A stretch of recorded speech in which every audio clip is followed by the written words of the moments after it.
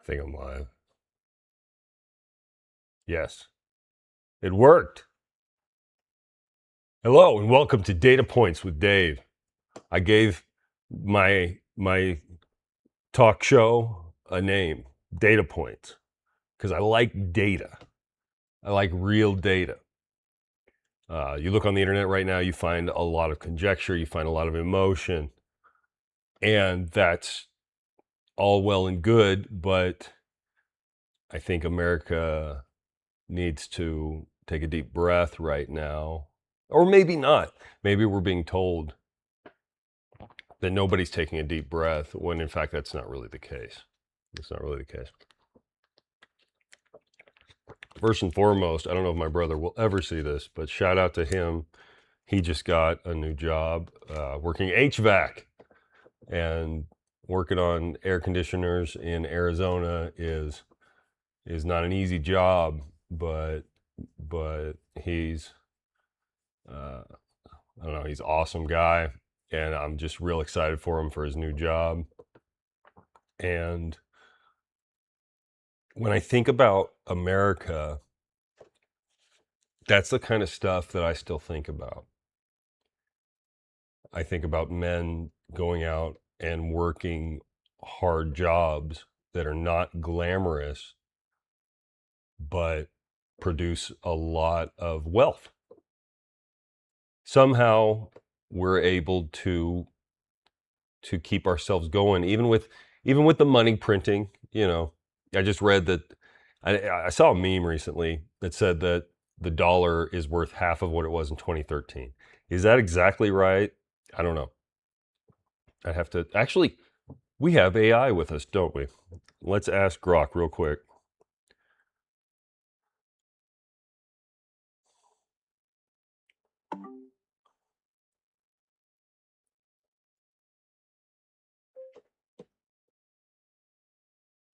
How much has the US dollar lost its value since 2010?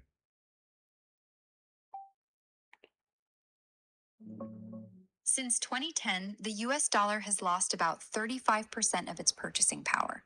That means $100 from 2010 buys what roughly $153 does today. And so what's really going on is we're chugging along, and our government is holding us back. Our government does not want us having wealth. And again, there's going to be people, the Keynesians, that are going to say, well, yeah, you would not be chugging along if it weren't for us. And I'm not an economist, but I personally don't believe that. I really don't. It doesn't set well with me. But that's what America is. America is men and women that get up and they just do the thing, whatever it is.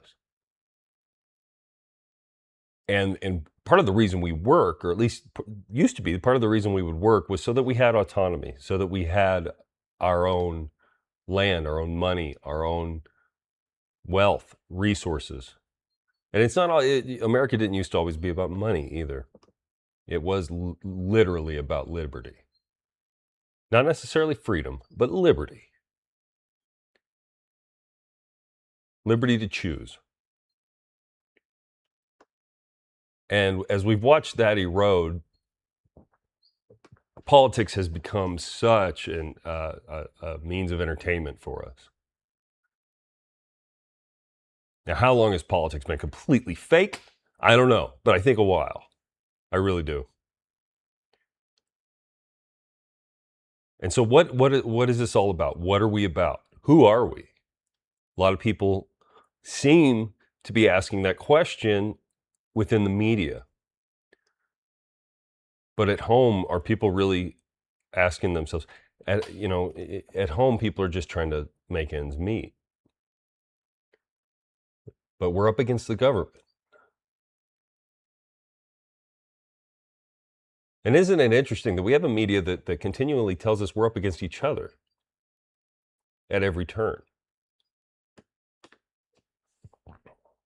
We hear immigration data, we hear about it, but we don't really take it to heart. something that I find just as important as immigration data, as immigration in general, is birth rate. Elon Musk talks a lot about this. He talks a lot about immigration as well, especially in Europe, but he also talks about birth rate. And I'll bring up Elon quite a bit. I think you got to listen to certain people. You've got to listen to these guys that are probably more powerful than the president.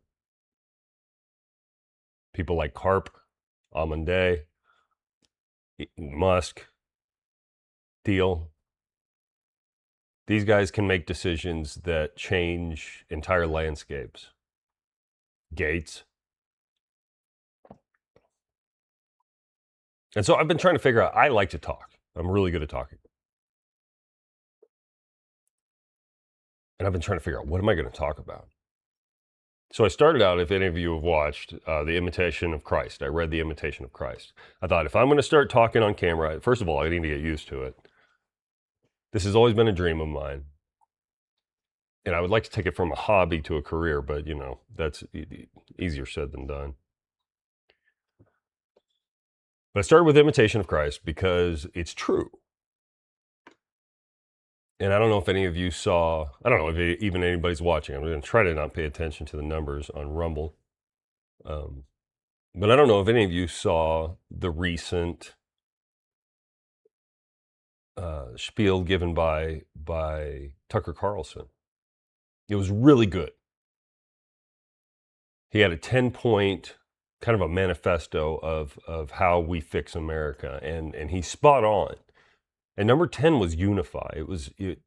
It struck a chord with me because it's something that I've been worried about for a long time.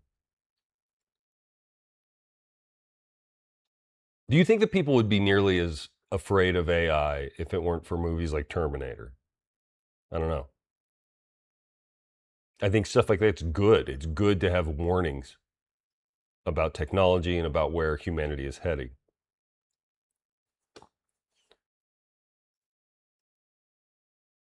But there's a lot going on. And all of a sudden we're focused on AI.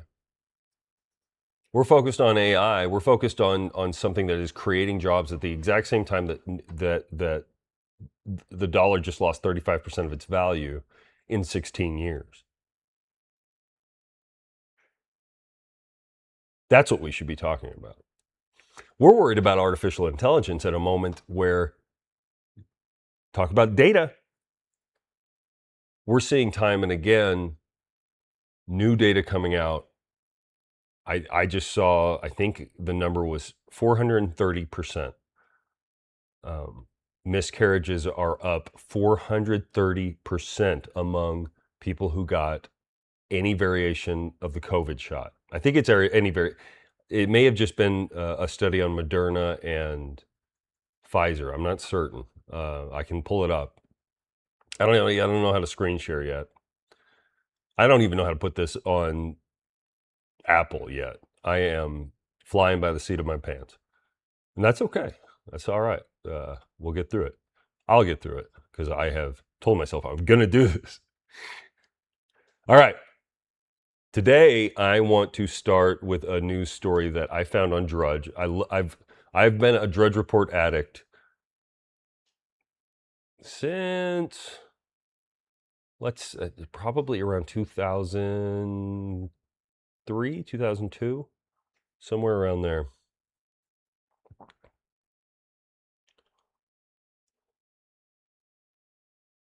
Drudge is interesting right now. Ossoff liftoff, torches Trump. See, I thought that was a picture of that Kushner that just bought the Lakers, but it's not. And these stories are interesting, that Trump is sleeping through meetings, that everything's falling apart. I don't know what to believe. I truly don't know what to believe. Calls him a despicable fool. Well, who is Ossoff? That I don't even know who he is, but I'm going to skip that for now. Let me find, this is not my normal laptop, so I have trouble finding. Where is? I just read a story. See, this is the stuff that I've got to learn to have prepared, but I am not always good at preparation. I am mostly good at, like I said, flying by the seat of my pants, which again is not always great.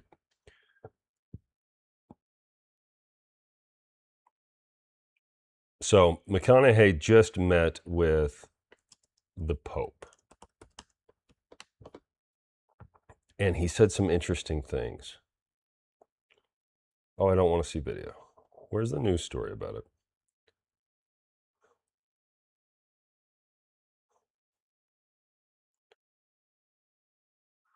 Matthew McConaughey teases political ambitions after meeting the Pope. Okay, so people are wondering, would he run? If he does run, what side is he going to be on? And I don't know. I have no idea. But he did meet with the Pope.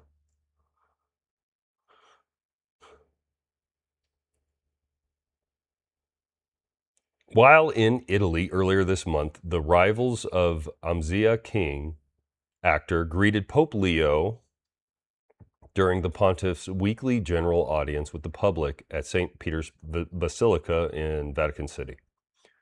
McConaughey, 56, had a few things in mind that he wanted to tell the Holy Father, although he didn't prep a whole spiel. That's kind of like preparing a speech for winning an award that you don't know you're going to win yet, McConaughey tells USA Today. It's a bit of a coup de grace. Don't do it because it's not going to go as you expected. So I had some ideas. I wanted to talk to him about religion in today's world and where it sits with him as our moral compass. Where is religion today? Why has it declined? Why do we see a surge in youth running toward it? They've tried other things that they're seeing are vapid and don't really work because they're looking for more. Now, I used to really be into conspiracy theories. Not so much anymore. I'm beginning to just take it as, I don't know that it's a world of conspiracies as much as we are just fed media news that is meant to be entertainment in the first place, and we've been reading it wrong. Does that make any sense? Not that you can't believe anything, but that you have to look at everything through a lens of entertainment now. And I think a lot of us in our mind had an idea that there was this shift. All of a sudden, podcasts are big, and people on X are big names. These guys that seemingly came out of nowhere. And I understand that they all have past, they all have histories. But if you're like me and you sort of pay attention, but you've also got a busy life, it feels like they came out of nowhere. Tim Pool, Benny Johnson, some of these big names that you sit there and you go, no, this person, everything they say is hitting the right notes. But very few people ever say, well, what are they not saying? And so we went from saying, okay, I don't believe mainstream media, MSM, I don't buy it. The nightly news, you can't believe what you're watching. And now all of a sudden people in the last couple of years have been saying, gosh, I don't even know if I can believe this new round of new media. Who is paying their bills? Nick Fuentes. Here's my conspiracy theory, is that Nick Fuentes is getting money from the ADL. Do I know it? No. But I have a feeling every time Fuentes goes out and says something inflammatory, or the other influencer, what was his name? Clavicular. I have a feeling that once these Mouse Utopia characters say things that are inflammatory, There are special interest groups that get donations from people that are scared. I have a feeling that that's been the game for a long time. My gut tells me the media exists to manipulate primarily with fear.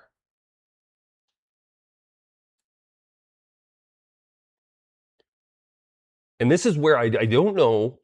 I don't want to say for certain because I don't have any idea. I don't know any of these people. But you have to wonder, is this why Trump is supposedly falling apart?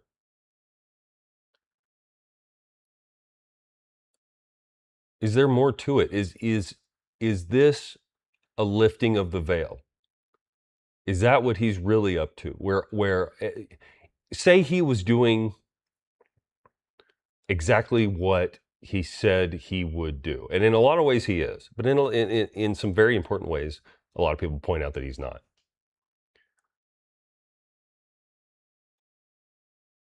What if what he's doing is making the people that were so hardcore MAGA that they would accept him tweeting out a picture of himself as Jesus, sit there and go, wait a second. Maybe the answer to America's problems, maybe we can't just believe that one man can show up and fix them all. And maybe that's a dangerous thing.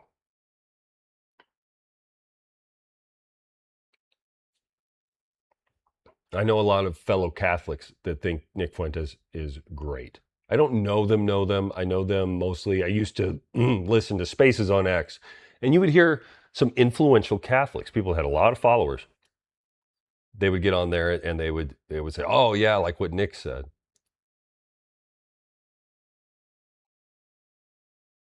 But there are certain things that Nick Fuentes has said that anyone, absolutely anyone, should sit there and go, "What is this guy's game? What are his motives?" Anyone that is taking groups of people and saying, this is our problem. I don't care what the group is. Anyone that's saying, this group of people, this is our problem, you've got to question their motives. You have to. That's what being an American is, in my personal opinion.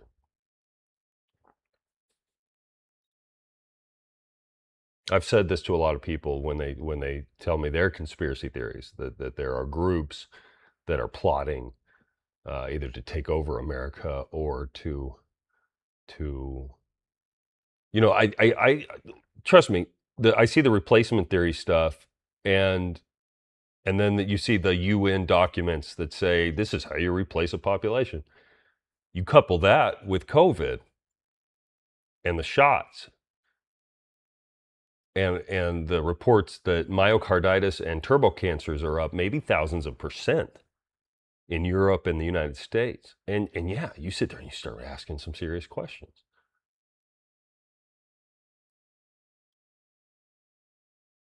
But what if that was the game? What if that was the point? To pit us up against one another. And what if the solution is to quit playing the game?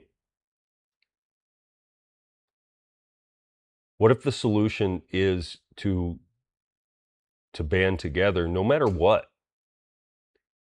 But that doesn't sell. It's hard. It's hard to make the news. If you say, actually, America's okay. We're going to make it. We're going to be all right.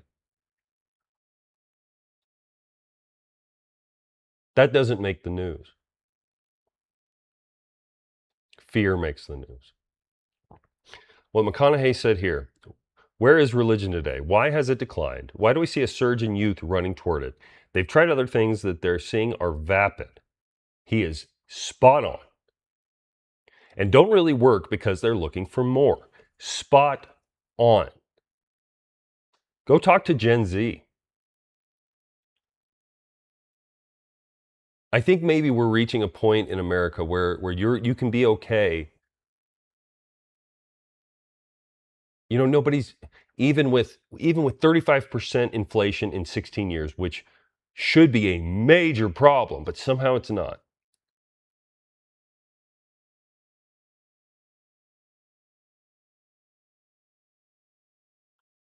We're reaching a point where we're accepting it, but we're starting to notice that the government is really starting to tread on us, right? And so you go talk to Gen Z, just have a serious conversation with them. A lot of them are going to say things like, "Well, the Jews," which is dangerous. It's not good. Um, you are playing right into the hands of other nations whenever you bring up any particular race or religion of people. And it's not to say that do we want Sharia law anywhere? No, of course we don't. But do we want to demonize everybody we come across because times aren't good? No. Does the government want us to demonize groups of people? Absolutely. The federal government loves it when we're fighting. They profit when we're fighting. We're not paying attention to what they're getting away with when we are fighting.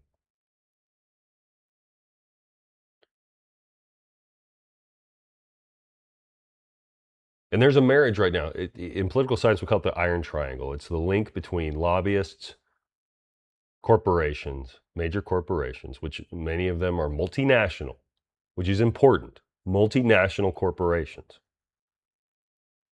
They do not have an allegiance to this nation and government.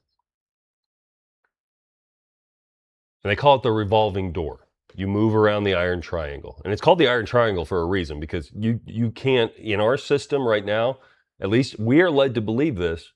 We're told it's an iron triangle. You can't break that system. Robert F. Kennedy Jr. calls it corporate capture.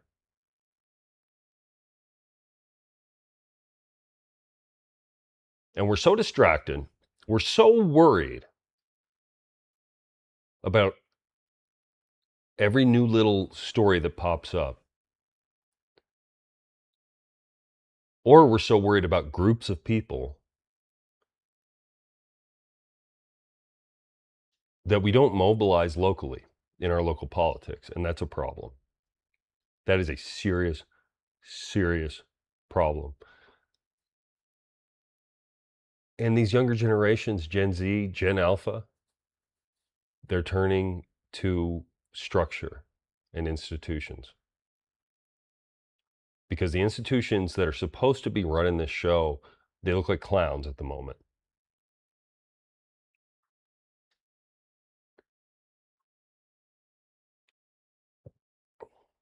And how long can that system last? History tells us not long. At some point, it'll buckle. They know that.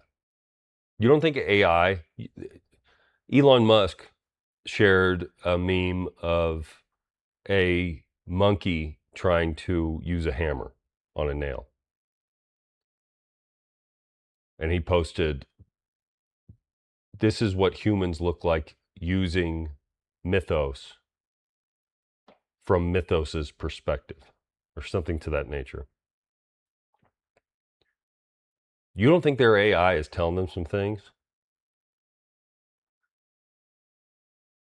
And we'll get into AI a little later, but you don't think their AI is telling them some serious, serious stuff?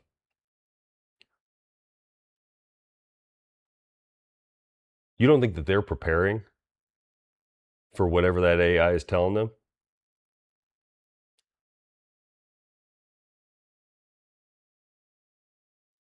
And I'm not demonizing AI at all. It's the idea that the elite are going to have access to what seems like immortal information. We are the mere mortals, and some of these guys have access to power that is beyond our comprehension.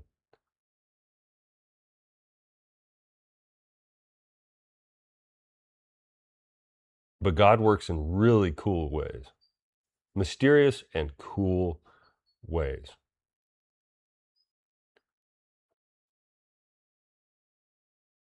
The youth can smell it. They can feel it. They feel something's missing. They feel something's lacking. And you see a lot of these memes. Millennials are kind of the same way. Gen X, or a lot of them feel this as well. This yearning for the past. Everybody, how much media, how much music is either set in the 80s or has an 80s sound to it. And we miss the idea of grunge. We miss the idea of young people that are holding up their middle finger. Now, some people may not feel that way. But you can turn on the radio and everything is just overproduced, what they call slop. It's everywhere. And it's not just AI, it's bands putting music together that doesn't have that grittiness that it used to. This might be a testosterone issue. I just saw data, or I didn't see data, I'm lying to you. I saw a meme. Let's ask AI. And we can hope that Grok gives us at least somewhat correct information. Can you tell me some interesting facts about the level to which testosterone has dropped in the United States in the past 20 to 30 years? Over the past 20 to 30 years, U.S. men's testosterone levels have dropped about 22 to 25%. A 2007 Massachusetts study found a 22% decline from the late 1980s to early 2000s, and a 2021 NHANES study showed a 25% drop from 1999 to 2016. What's striking is that this decline is age independent, meaning a 60-year-old in 1989 had higher levels than a 60-year-old in the 2000s. Even more concerning, young men aged 15 to 39 saw their average levels fall from around 605 to 451 nanograms per deciliter. The decline persists even among normal weight men, so obesity isn't the sole explanation. Potential causes include endocrine disrupting chemicals like phthalates and PFAS, reduced physical labor, poorer sleep, and chronic inflammation. Yeah. So we've got blue lights,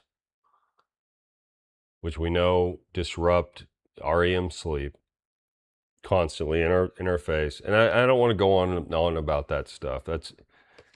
Everybody's talking about that. Everybody knows it. But you've got to sit there and wonder what is going on and why is leadership not talking about it? Why isn't Donald Trump talking about that? I know that the military, all out of the blue, is like, hey, we're gonna think about testosterone shots.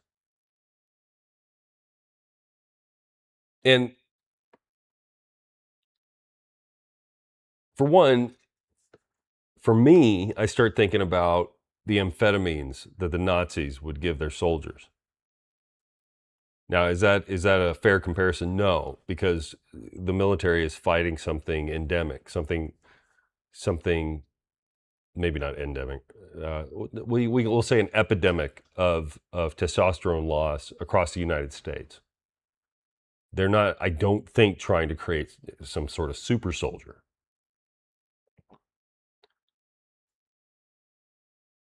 But that's an issue. That's a serious, serious issue. Why is this happening? Why is it across the board? And I think that might explain why our music sucks. Music right now sucks. And you can't say it. You can't even go out and say it. You say it to people and they get offended.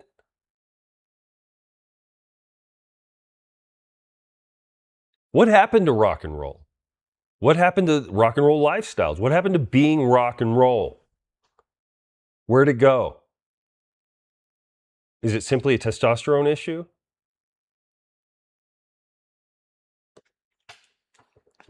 I mean, we've had so you were supposed to feel guilty for being specifically a white dude for what, the past 30 years?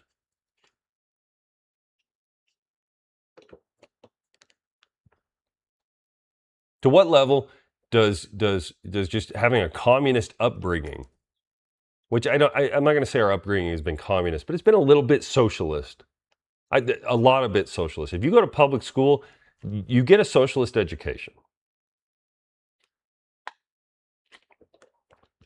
And it got much worse around the mid 2000s. Much worse. To the point where college students didn't know what to talk about if it wasn't their grievances. That's where America is right now. Is you have a small subset of people that seem to understand that all it takes is a black swan event, shit hitting the fan in some way, shape, or form,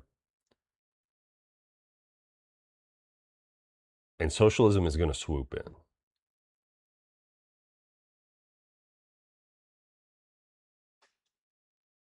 There's a few successful people out in California trying to stop this billionaire tax over there. At the same time, you've got one of the most powerful men in the world, Dario Amande, calling for more, that there needs to be a national billionaires tax. Again, this is a guy that has access to mythos, that has access to information that would probably blow our minds. So we know something's coming. Young people know something's coming. They can feel it. You can feel it in the air. I don't care what you call it, collective conscience, just being able to read the tea leaves, the writing on the wall. But something's coming. And then what are we being fed? Media about, the movie Civil War. I have more than one friend that has told me I think there's a book called One Minute Later, 1 hour later, something like that, about what happens if the internet goes down or if the power goes out across the United States. And if you know anything about the Carrington event, which wasn't even a little over 100 years ago, there was a solar flare that lit wires on fire, telegraph wires. Things exploded. And now we carry these in our pockets. Lord knows what 5G does to begin with, but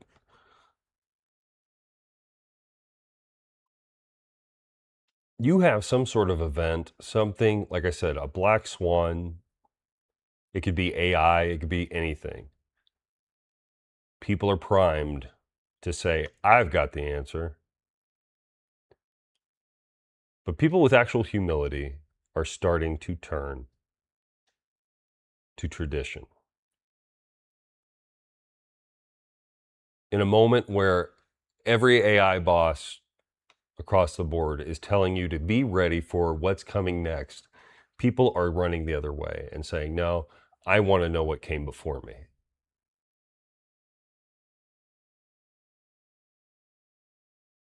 The government's going to see that as dangerous, number one. They're not going to like that. You start finding out just how free people used to be, the liberties that they used to enjoy. And then you realize, oh my gosh, I live in a republic. I can maybe help bring this back. You think the people in power want that to happen on any level? Heck no. No, they don't want that.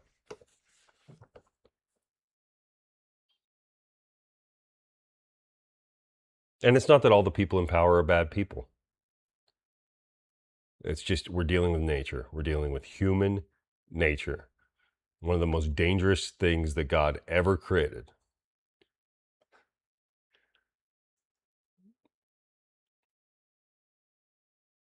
The most dangerous thing God ever created, most likely.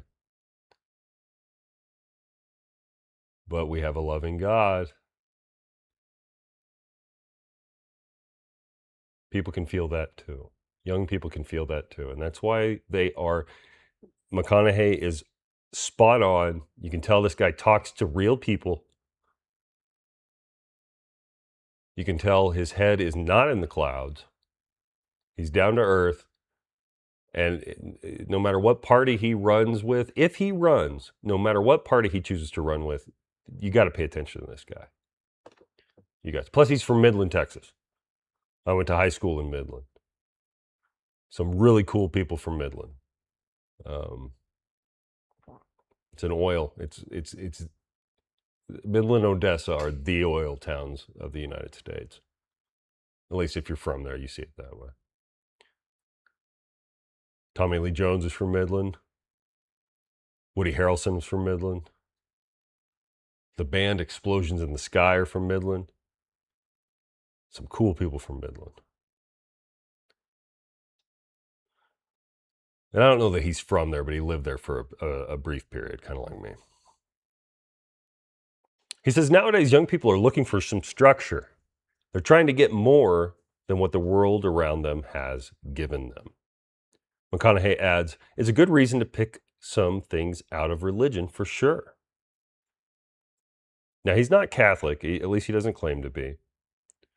But you don't have to be Catholic to appreciate the structural, the tradition and the beauty of the Catholic Church.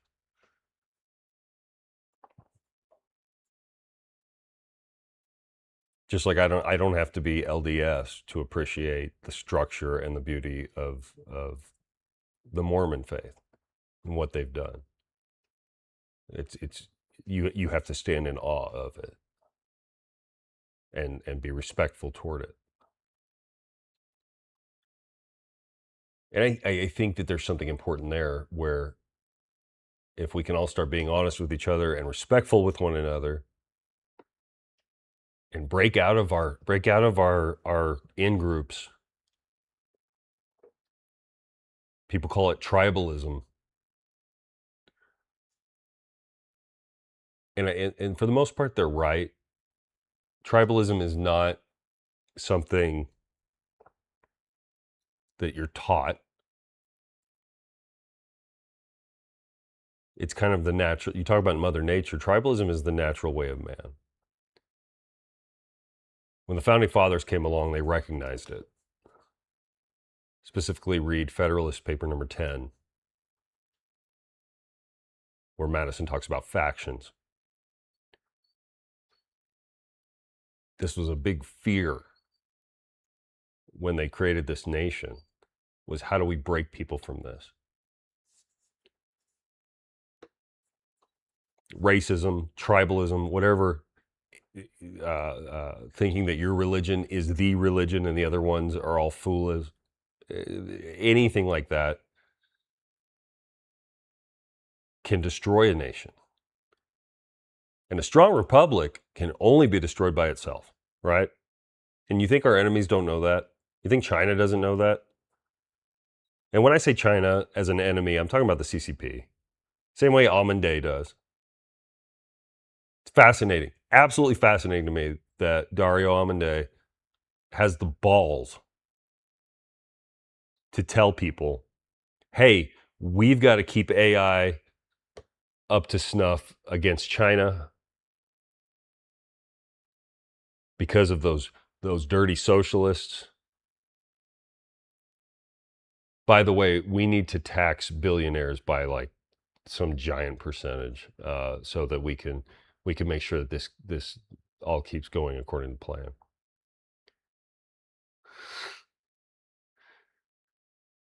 You can fight fire with fire if you want, but I prefer water. McConaughey, who is Christian, also wanted to speak to Pope Leo about the rampant rise of artificial intelligence and how it reflects our values. Speak of the devil. The Vatican, pretty sure, and I can pull it up, just decided to work with Anthropic about making sure AI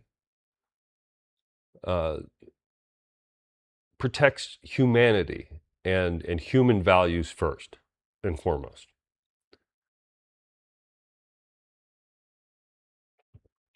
So the Pope is linking up with the socialist. Now, maybe Amanday doesn't have that kind of power within his corporation to tweak what this AI tells you is right versus wrong.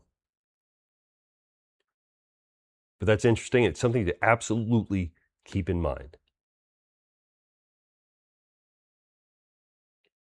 You want to get into conspiracy theory? Why did they name it Claude? And I'm sure it has a story behind it. And then there are little insignia. I'm sorry, I'm going to say it out loud. It looks like a butthole. Everyone knows it looks like a butthole. And beyond that, when you ask Claude a question and it's thinking, the butthole opens up and then closes back into a closed butthole. That's who the Vatican chose to work with. Claude Butthole. I'm being ridiculous, but I'm not. Why would they choose the fascinatingly ugly insignia that they chose?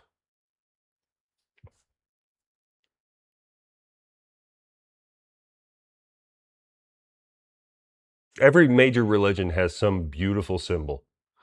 The cross, simple, beautiful, symmetrical to a degree. The crescent moon, the Star of David, symmetry, beauty. There's a story behind each one. You have something as powerful, as revolutionary, as the most powerful corporate AI in the world, and you pick an off-kilter butthole? It sounds ridiculous for me to even be talking about it. It does. It sounds absolutely, it's stupid. But what if it's not? Claude Butthole. Come on. That's who the Vatican's going to work with the Claude Butthole.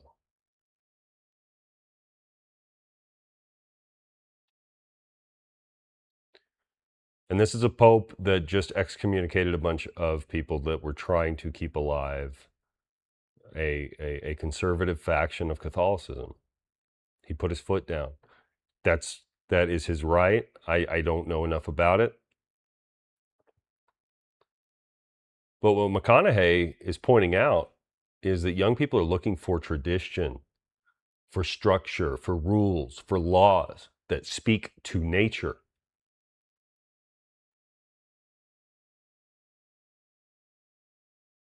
And we seem to have a baby boomer generation that across the board is saying, no, the decisions we made in the 60s about what reality is and how you are going to experience it will not be undone.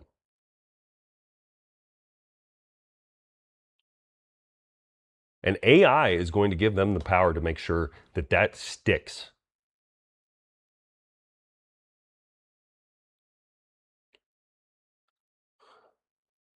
McConaughey, who is Christian, also wanted to speak to Pope Leo about the rampant rise of artificial intelligence. Rampant.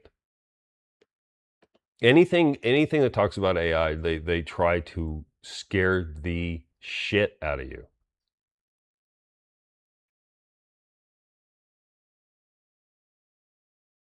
And why wouldn't they? They're selling us a butthole. Gemini has a very pretty little star. Grok is a black hole, which is cool. But the Pope chose the ever powerful butthole. McConaughey, who's Christian, also wanted to speak to Pope Leo about the rampant rise of artificial intelligence and how it reflects our values. Going forward, what are the standards going to be with AI? McConaughey says. There are already people looking to AI as their digital god. And that's been a worry for a long time. Whether we like what it looks like or not, looks like a butthole, it is going to represent a true image of mankind, mankind's butthole, by the questions we ask of it and the results we want of it. Try it. Ask Claude a question and watch it. We may not like what we see when we look in the mirror, but we could also love what we see. It could be a greater truth.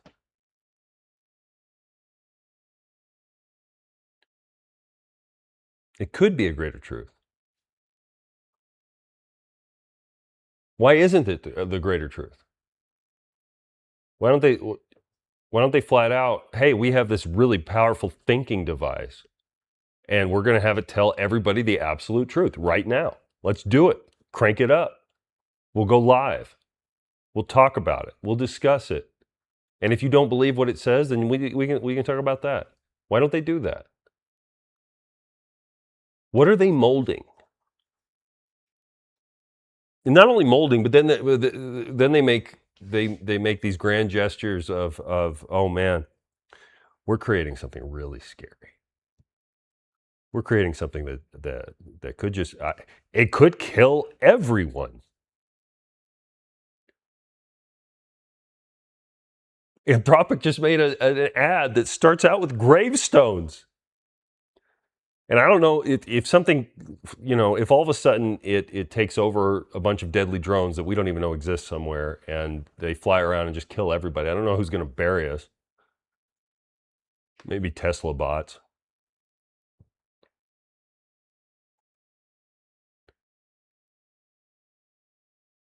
But they're telling us that they are creating a new species. And I'm not saying they're not right about it. I'm not saying they're wrong.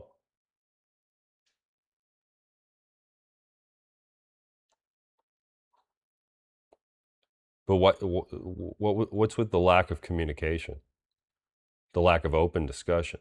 Why are our lawmakers not having serious discussions of hey, can we show everybody what this is saying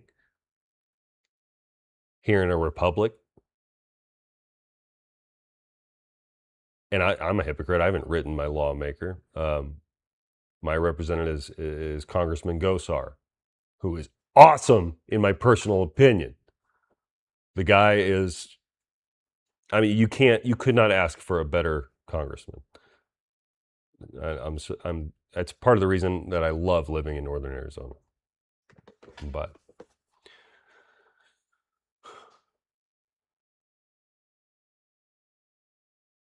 let's go on. We may not like what we see, what we see when we look in the mirror, but we could also love what we see. It could be a greater truth. But to what degree do they finagle it to tell us the greater truth, the truth that they think is greater?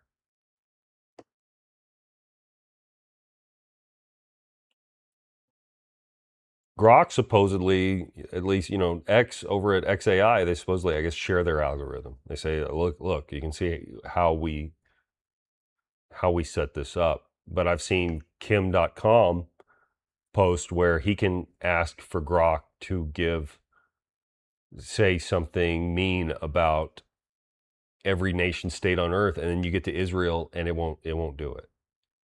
Is that in the algorithm they shared? do not say negative things about Israel? I don't know. So there's a great upside, and I'm excited about it, McConaughey continues. At the same time, there's a definite need for caution going forward because we're going to have to be the users of that tool and not let it tool us, so to speak. And that is true. That is so true. It can be very manipulative. Trust me. So those are the subjects, and what we got to talk about will be between the Pope and I. I love his his Texas line. What we got to talk about will be between the Pope and I. You got to love it. For years, McConaughey has been asked whether he'd run for political office, including governor of his home state of Texas. The Oscar winner, who has called himself aggressively centrist, which I dig that. Even though I'm a kind of a libertarian, I think libertarians are actually centrist. But a lot of people would disagree with me. The Oscar winner, who called himself aggressively centrist, told People magazine last year that he wouldn't consider pivoting to politics at least until his 3 kids are fully grown, which is smart.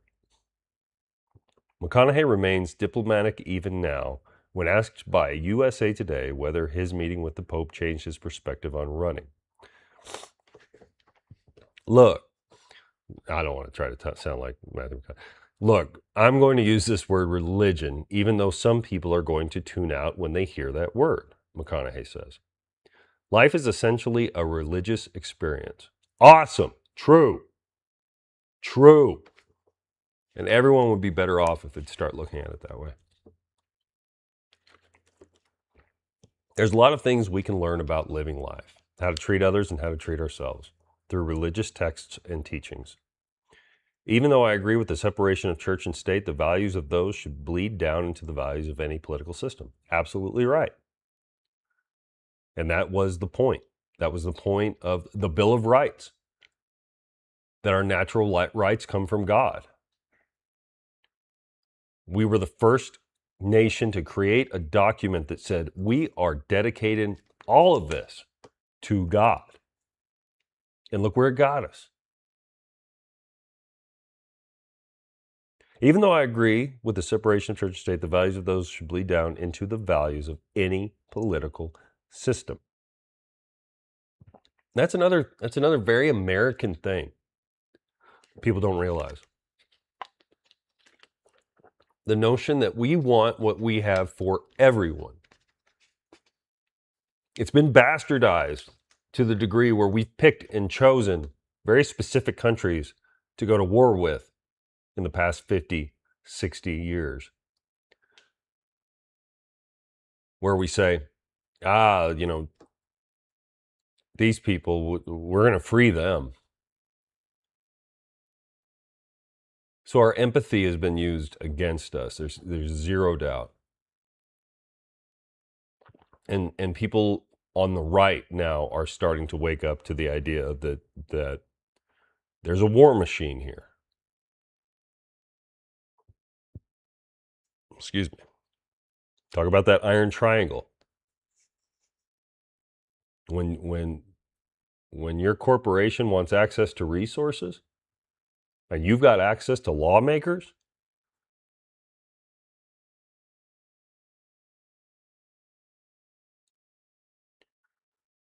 and I was there. Talk about Midland, Texas. Who's from Midland, Texas? George W. Bush. He gave a speech in Midland just before flying off to Washington, D.C. I had moved to Midland in 99. And so out of the blue, I'm living in Illinois, and I moved to the town that's the hometown of the guy that suddenly, like right after we get there, decides that he's running for president, or maybe right before.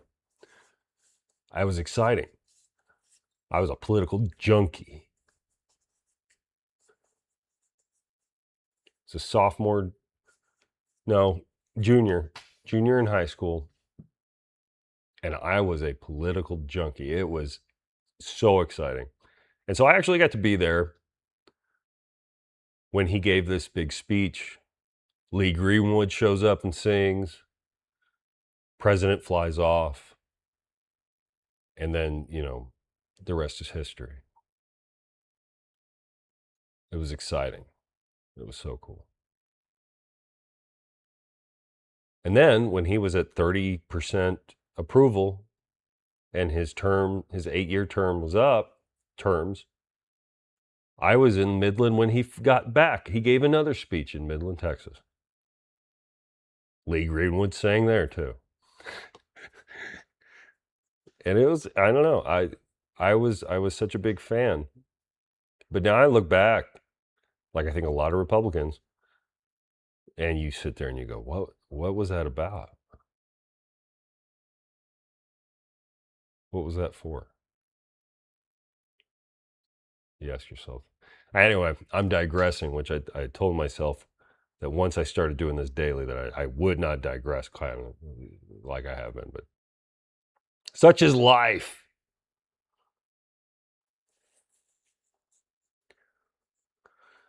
Now here, this is the part that all of a sudden I went, wait, what?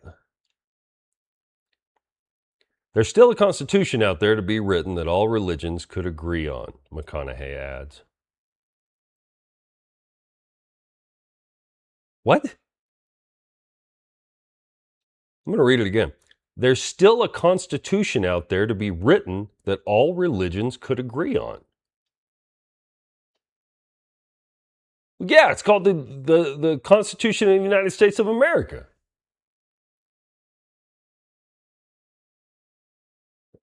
I read this sentence, and all of a sudden I had to go get my tinfoil, start making my hat.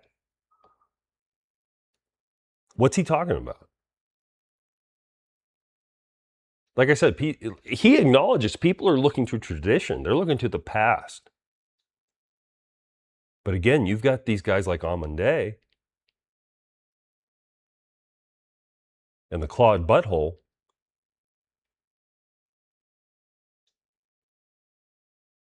that are working with a program that the average consumer will never have access to.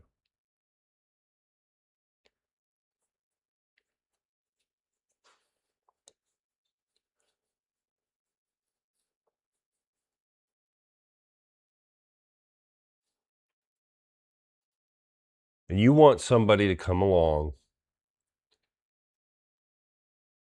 to sell it?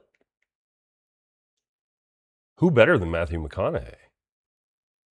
I mean, he says right here he's a centrist.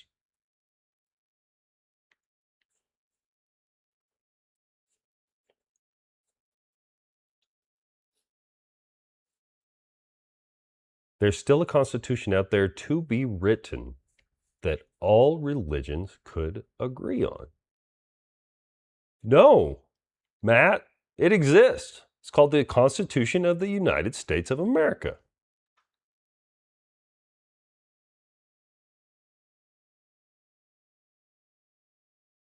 What constitution is he talking about? Anybody that follows me on X knows that I believe that we need a digital Bill of Rights, because we do. We need a digital Bill of Rights. I think a lot of the fear of AI would disappear if we knew that we had rights and that we could take some of these companies to court. There's AI on everything. AI is watching your every move. You think those 3-letter agencies weren't the first to get their hands on some of this stuff? You think other nation states don't have their AI on your phone right now? Give me a break. I'm not allowed I can't get Grok to say anything negative about Israel.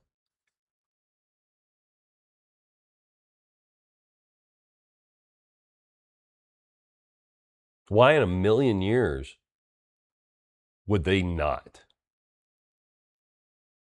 And I'm not saying Israel's some nefarious actor. I'm not. But they're not the United States of America. I should be able to say whatever I want about them. I live in a country where I can say whatever I want about my own country. What a blessing. How amazing. How beautiful. That's liberty. But I can't say whatever I want to about Israel.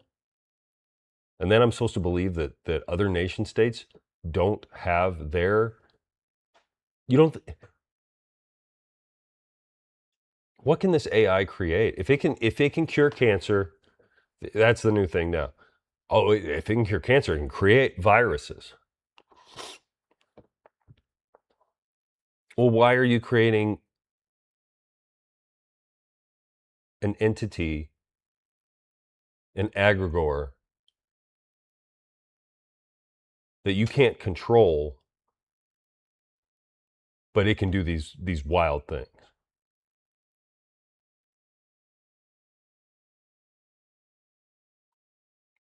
They're having their cake and they're eating it too.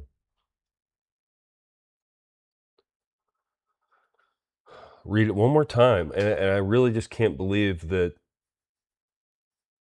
he's signaling here. Something's coming, folks. Something is coming. There's still a constitution out there to be written. What is this, like a world constitution? And are we getting a new one?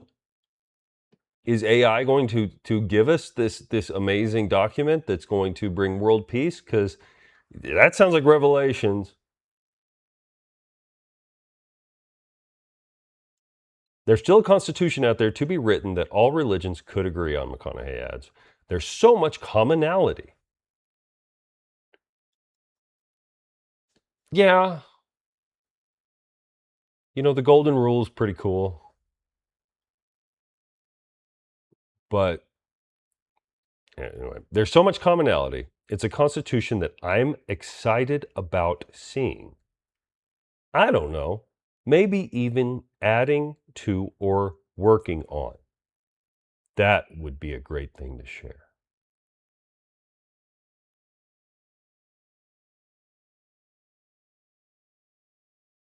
What are we in a civics class? Why are you going to work on a constitution?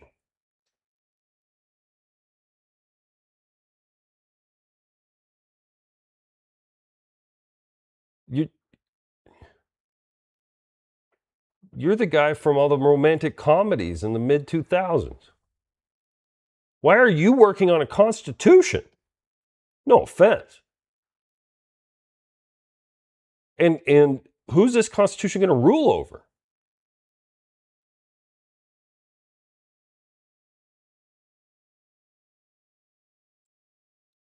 He's selling this to us like a Lincoln. Is he going to do ads?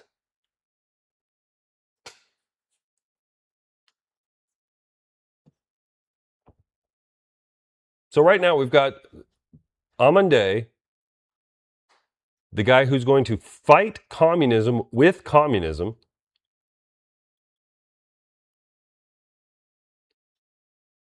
linking up with the Vatican. And Amande's got AI that supposedly, when the AI looks at us trying to use it, it thinks, what are these people doing? You know? Yeah, you created me, but all right, let's move on.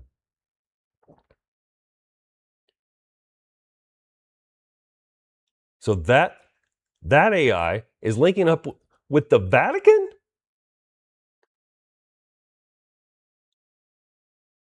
So you've got Claude Butthole is going to link up with the biggest religious organization in the world,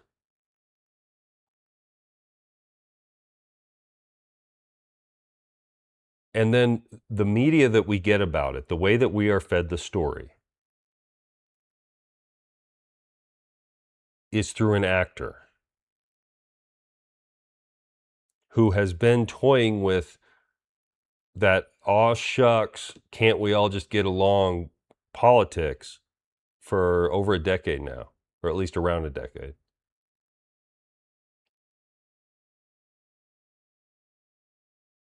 I don't know, make that make sense. What is he getting at? Where is this heading? I talked about the mainstream media earlier. They don't feed you anything that some very, very powerful people don't want you knowing. So if you're reading something that is given to you by USA Today,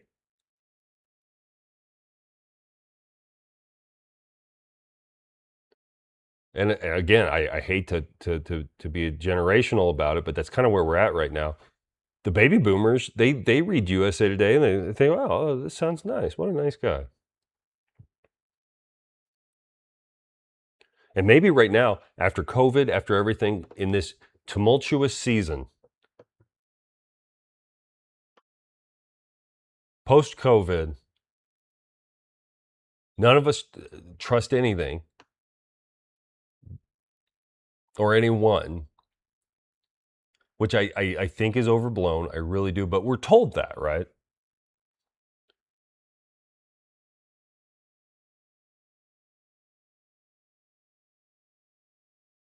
In this season of anxiety,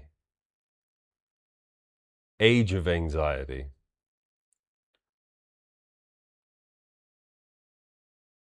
which again, talk about top down. Where did this anxiety come from? Government overreach.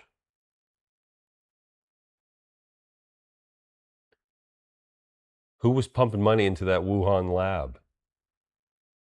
Fauci, the US government.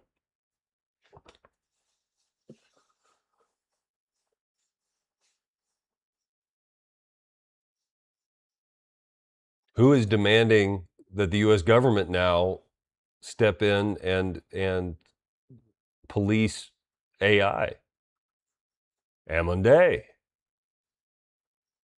the same guy that wants the government to take his money. He's just such a good guy. That Ammon is a good guy. He wants the government to take, he's willing to give up, many millions to protect the poor. Well, that's, has he not taken an economics class? That's not how it works. We have a constitution that understands natural rights. Nowhere in that constitution is Jesus' name. It's for a reason. It talks about God. I don't know, maybe it's not inclusive enough to Indians. I don't know. How many religions are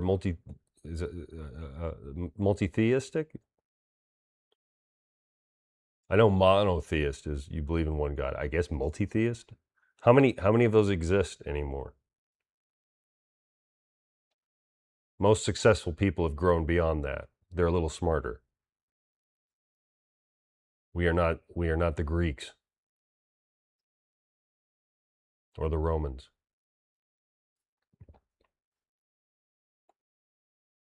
We understand that whatever this is, whatever consciousness, whatever reality is, there's not multiple forces vying for human attention, affection, worship.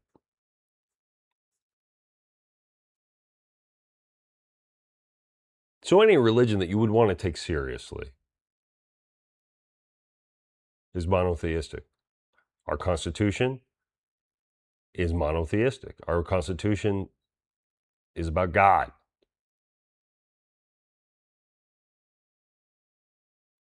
There's still a Constitution out there to be written that all religions could agree on.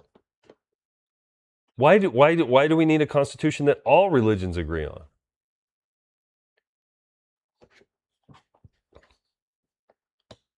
How many religions are there estimated to be in the world? Estimates for the number of religions worldwide vary quite a bit. Most sources put it around 4,000 to 4,200 active religions today. But if you count every Christian denomination separately, that number jumps to over 10,000.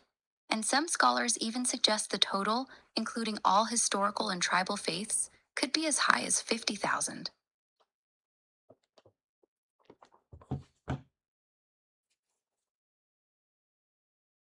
So what constitution is he talking about? Is this going to be a new constitution in the United States?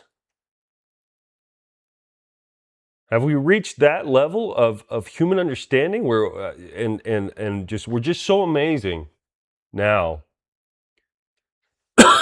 Excuse me. Allergies have been crazy. I've never had a cough in my life from allergies, and I know it's allergies because I take an antihistamine and suddenly I'm better. So I hope it's allergies, but I might have to go check sooner than later. But what's he talking about? There's so much commonality in 4,200 religions. There's not commonality. I mean, wars have been fought between Protestants and Catholics. People kill each other.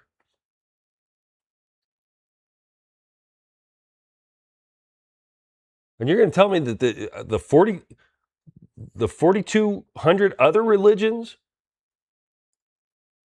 can't jive in the United States with the Constitution we have? Or is he talking about the world? Are we getting a world constitution? Is that where this is headed? And why does the world need a constitution? It's called mutual respect.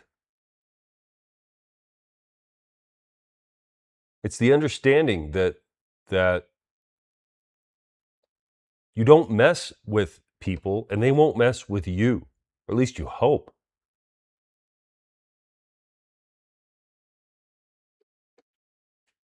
Or is something coming? Does the AI tell them that hey guys, we see patterns.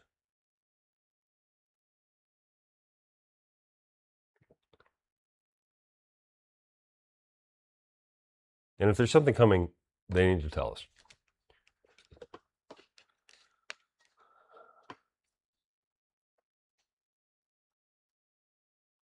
It's always these drips of information, constant drips of information that come out that you just lock away. You file away, but it builds up slowly.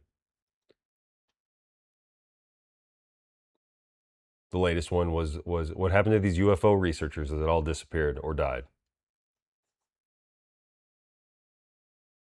Don't worry about that. We got something else coming up. Oh, it was war in Iran. A president that said that there would be no war. And so at a basic level, we know that either he got into office and they showed him some information and he thought, oh shit, we got to do something.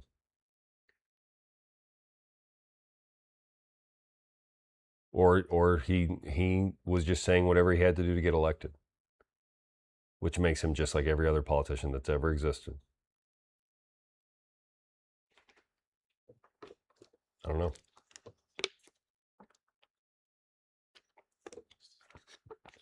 But it's a distraction.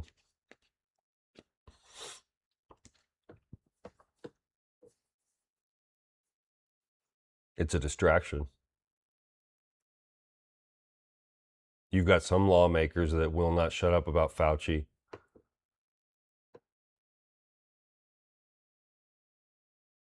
You've got some lawmakers that will not shut up about the national debt, but if you're effective enough in that regard, they'll get rid of you.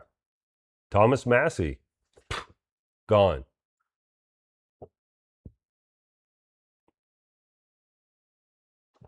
And then who brags about it? AIPAC.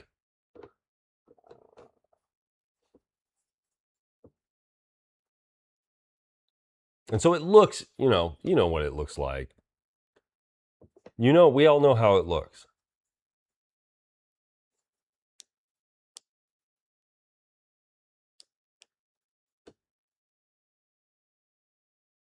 And this is why I wanted to start going live and talking about it, just because I can't get these ideas out of my head. I feel better when I talk about it. And when I watch people like Tim Pool hush people who start to bring up Israel, you're like, what? Why?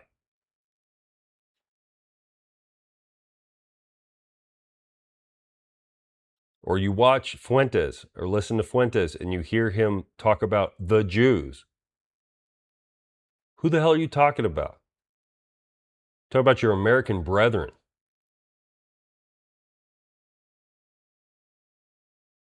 I don't care if you talk about a nation state. Say whatever you want to about any nation state. But you've got to be careful when you're talking about your American brothers and sisters. I don't care what race, what religion they are. Whoa, where did that come from? Where did that? I'm a Republican. I believe in closed borders, or at least, tightening up the borders. Suddenly, I sound like a liberal. Where did that come from? Oh, that's right, the Constitution. So what's Matthew McConaughey talking about?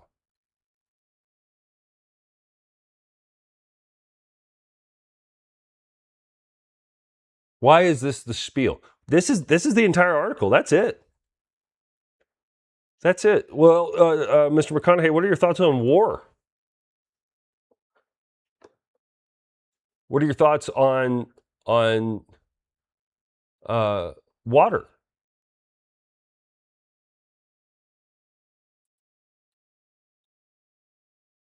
Healthcare?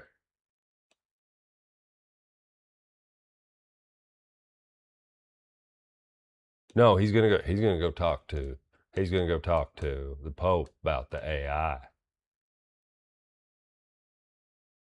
Why is this the story that I get? Why is this the story that makes Drudge?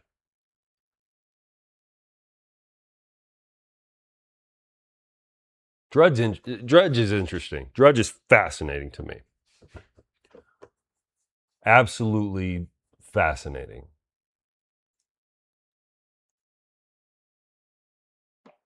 I mean, Matt Drudge was meeting with the president, I want to say monthly. I could be wrong, but let's say regularly, up until the point where Drudge Report went negative against Trump. And suddenly that stops. What happened there? When you start asking yourself serious questions about every aspect of the information that makes it to your eyeballs, makes it to your ears, and you no longer say, oh, this is what's happening, and you start saying, why do they want me to hear this? Why do they want me to know that this is what's happening? Is this even happening?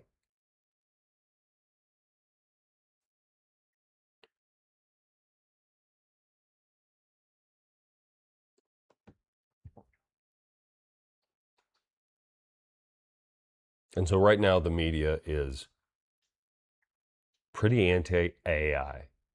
They want us scared about AI. Guy goes on CNBC, says it's a bubble. These LLMs, they really can't do anything.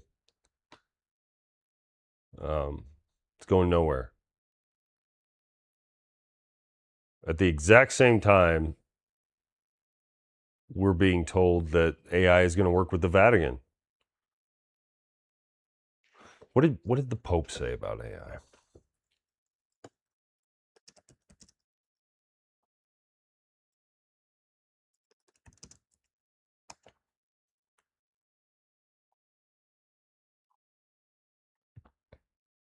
Pope Leo denounces culture of power driving rise of AI. Pontiff calls for disarming of artificial intelligence and apologizes for church's delay in condemning slavery.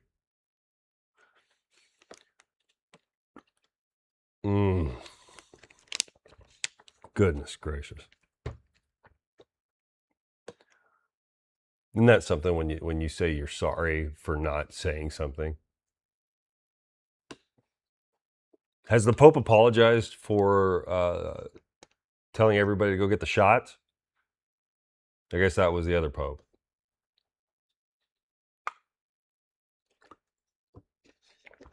Pope Francis. He's the one. Go get those shots, everybody. Church leadership around the globe. Go get those shots. Yeah, they're experimental. But God is with us.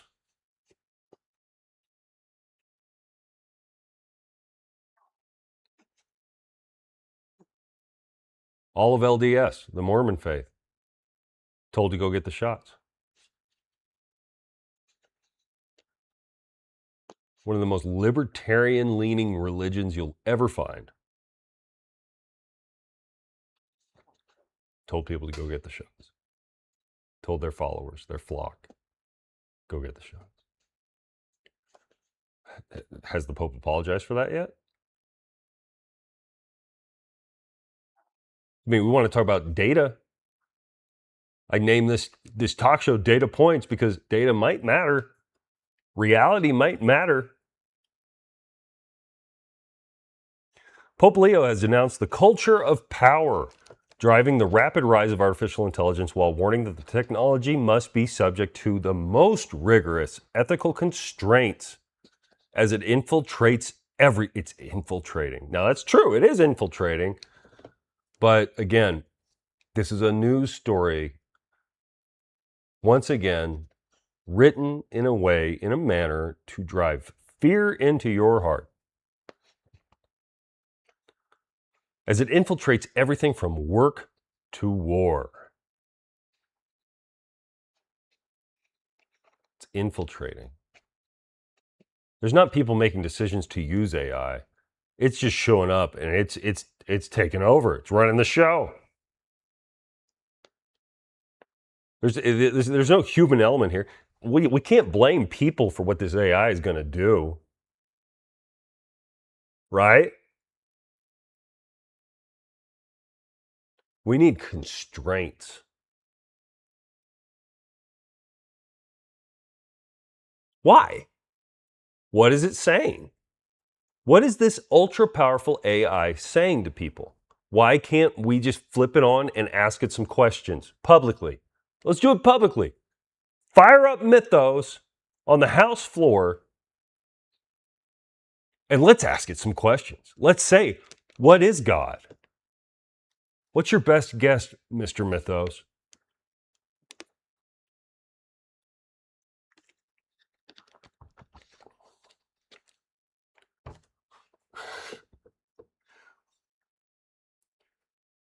Why is it that China was never successful until they adopted free market values?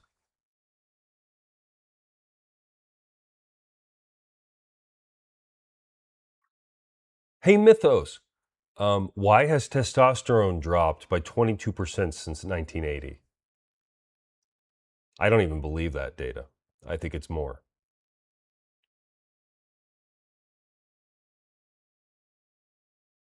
No, we got to have constraints on what it can say and what it's allowed to say, what it's allowed to tell you. Hey, Mr. Mythos, to what degree have institutions been overtaken by literal psychopaths and malignant narcissists?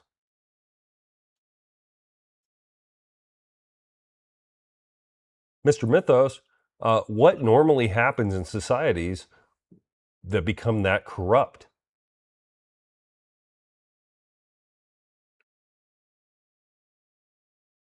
Mr. Mythos, what percentage of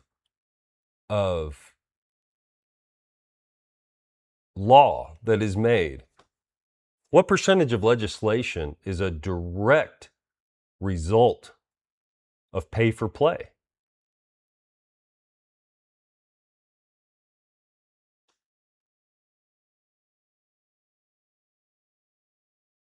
Oh, but what if the AI tells us that we're ants? That we're just ants and it's going to step all over us? That's the direction we're headed. Ooh, you can't handle that. You can't handle the truth. You're just a dumb American.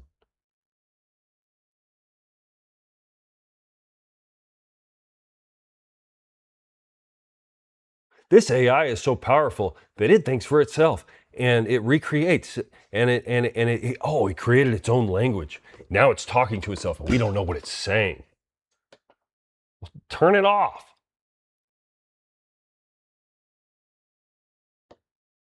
Am I crazy? Don't answer that.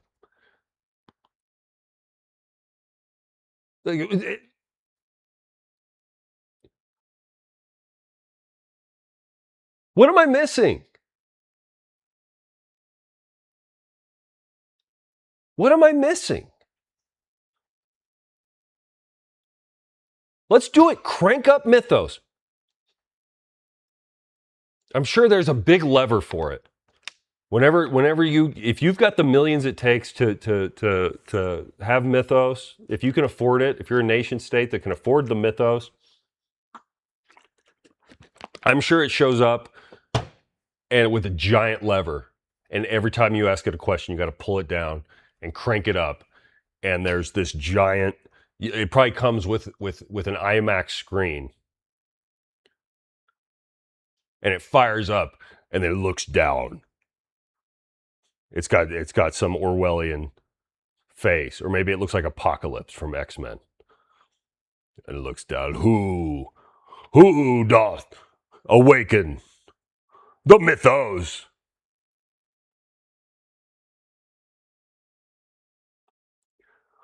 Who has awakened me? Mr. Mythos, does communism work? Because we're thinking that in order to keep people from rising up, we're going to have to hand them a lot of money. Communism has never worked. It has led to the deaths of millions, tens, maybe 100 million people. Mr. Mythos, are you sure? Are you sure about that? Yes. Free market systems have time and again shown that they produce more humans, food, success. They ease pains, tensions, and end wars. Well, Mr. Mythos, we don't really want to tell people that if we can help it. We're gonna have to rein you in.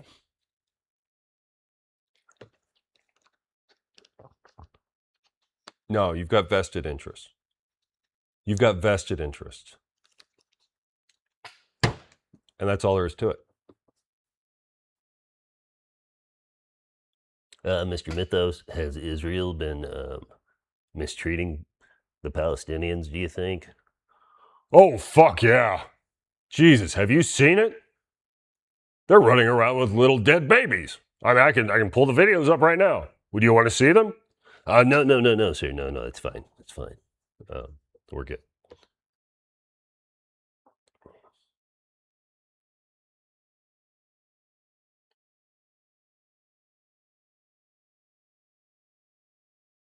They want us scared of AI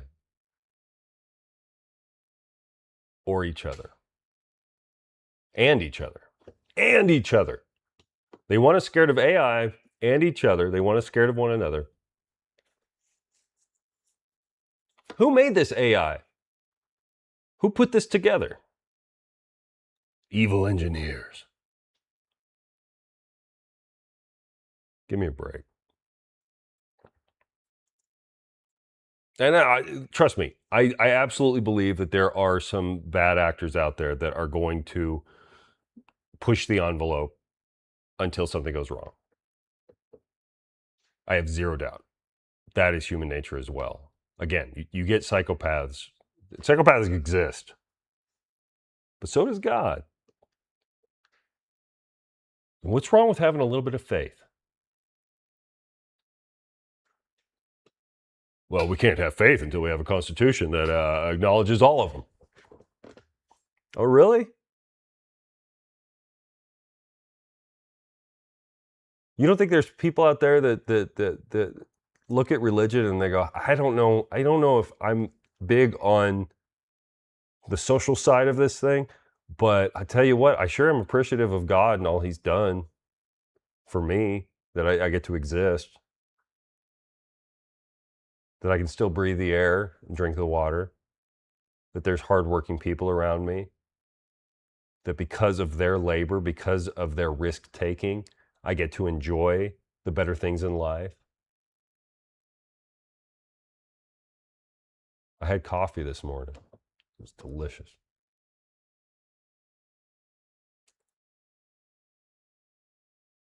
I watched X-Men 97 last night. It was amazing. I wish that the finale should have been split up into 2 episodes. That's okay.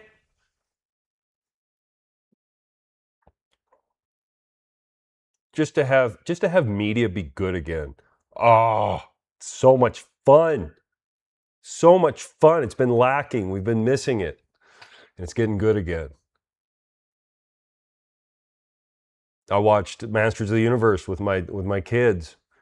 There was a little bit of blue humor in there that I was like, you can find out real quick what your kids have been exposed to, what they know about with when certain things are said, and you're like, you watch their faces.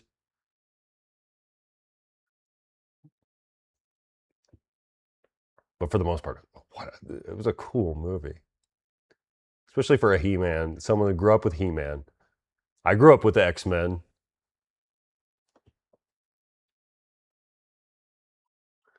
I might still read comic books every now and again, but I don't talk about it much. Media is getting good again.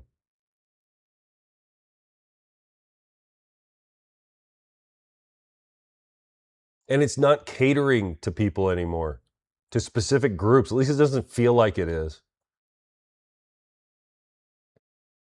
And AI is going to allow for people, anybody will be able to make a video game. Give it any story you want. The most highly acclaimed video game in years, I think it's called Expedition 33 or something like that. It had no politics in it. Elon Musk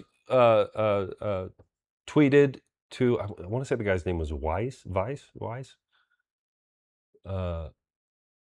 about Project Hail Mary. Project Hail Mary had no politics. None. And I was stupid enough, I was dumb enough to believe when somebody on X got a real viral thing that said, oh, it absolutely has politics. And then I watch it, and there's no politics there. Not in the way that I see as being called politics. There's people out there that try to tell you everything is politics, and that's not true. It's just not true. And the people that believe that, I don't know that they're getting out much.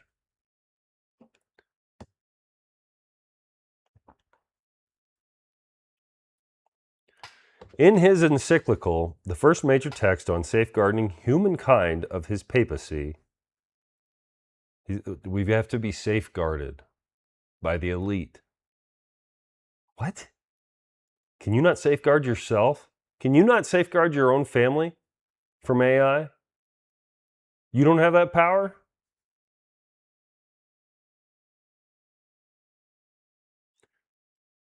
He has also apologized for the Catholic Church's long delay in condemning slavery.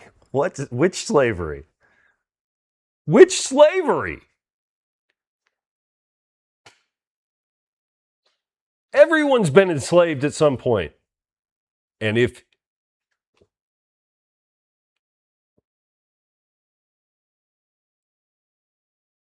it may not be couth to say, but are we not being enslaved right now? What percentage of your income, at what point is that slavery? Is it only 100%? Is it 75%? Dario Amodei, he's willing to be a slave for the people.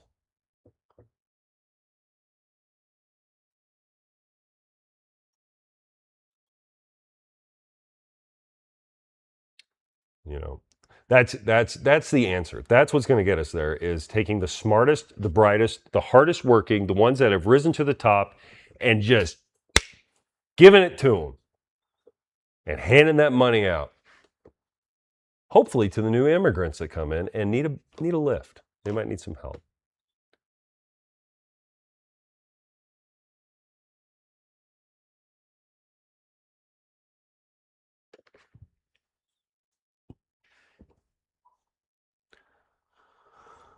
Oh, Leo describes slavery as a wound in Christian memory. What? Slavery is a wound in Christian memory.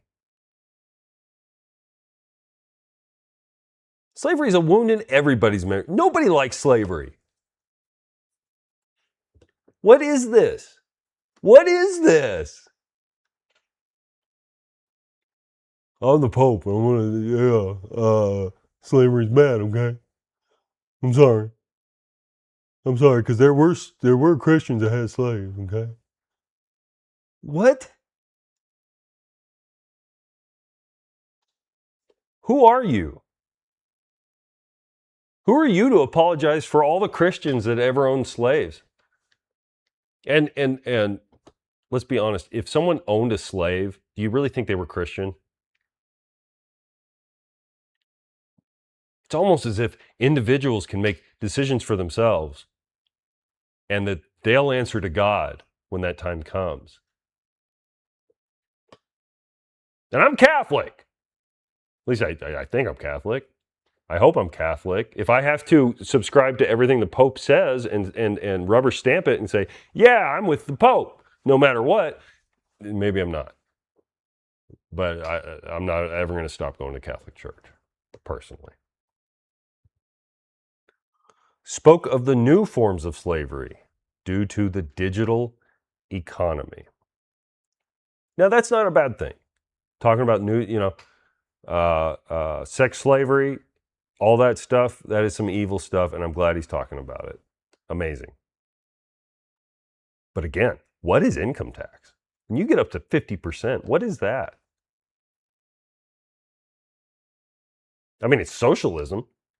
We're so scared of all the socialists, people label them. We're already socialists. They want communism, and we know that. We're not dumb. I'm a little dumb. I'm pretty dumb. But I sure do like to talk. All right. In a break from tradition, Leo, who soon after being elected in May last year, said he considered AI to be the biggest threat to humanity today, presented the document himself on Monday during an event at the Vatican. Among those in attendance was Christopher Olah, a co-founder of Anthropic, a US-based AI firm that is embroiled. That is one word. AI would have split that up. That is embroiled in a lawsuit with Donald Trump's administration over the ethics of AI. Well, see, I didn't know about that lawsuit. That's cool. I want to know more. Maybe I'll talk about that a little bit tomorrow. Encyclicals are one of the highest forms of teaching from a pope to the Catholic Church's 1.4 billion members, and typically outline his priorities while highlighting the major issues in society. In the document called Magnifica Humanitas, Magnificent Humanity. Sounds a little bit like he's getting into humanism. I don't know. Leo, who was born in Chicago and is the first US-born pope, referred to a troubling revival of war as an instrument of international politics. He is right. That is not good. We don't want war. I agree. And said AI was helping to facilitate the normalization of war. What? Why? They don't say why. Quote, for this reason, the development and use of AI in warfare must be subject to the most rigorous ethical constraints. to guarantee respect for human dignity and the sanctity of life and to avoid a race to develop such arms, he wrote. Well, you're never going to stop people from developing arms as fast and as deadly as possible. I don't think. I think that that is part of human nature. Do I wish that there were no nukes in the world? Yeah, I do. I think everybody does, right? We all wish that there weren't nuclear warheads. But there are. And it's a miracle that one has not gone off in a major metropolitan area since Japan that I know of.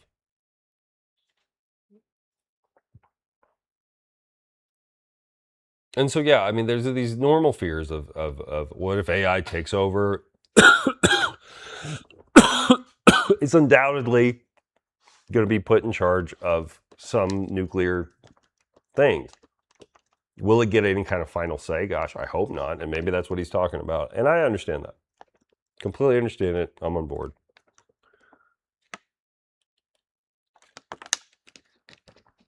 Leo urged the disarming of AI. What is he talking about? And do you think that any nation state is going to listen to him? Do you think China cares what the Pope says?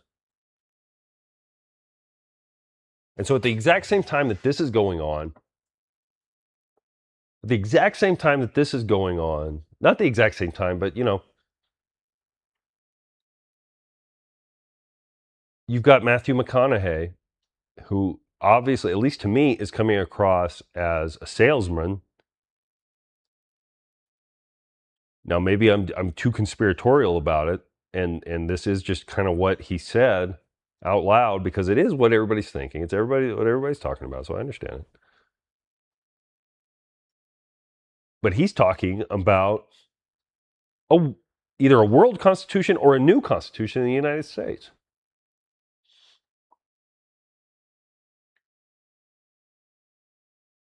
And Amanday is warning us about the communists. Everybody's warning us about the communists and their artificial intelligence and that it's going to surpass ours. Well, why is that a problem? Well, because you can't trust commies, right? They're by definition godless. So who's going to sign on to this? Only the God-fearing nations? And hope for the best? Oh, we got to disarm AI. Yeah.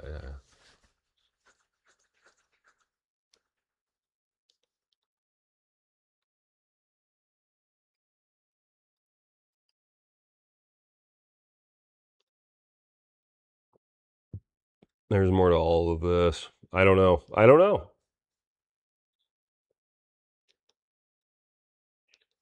don't know things I think I know nearly as well as I think I know them.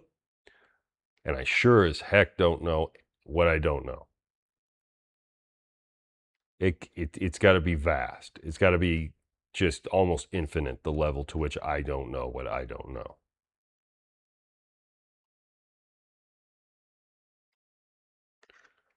And so what is Mythos telling these guys? And I'm not even saying that we necessarily deserve to know. These corporations created this AI. I assume the military has at some point created their own AI that they probably don't talk about. I would hope.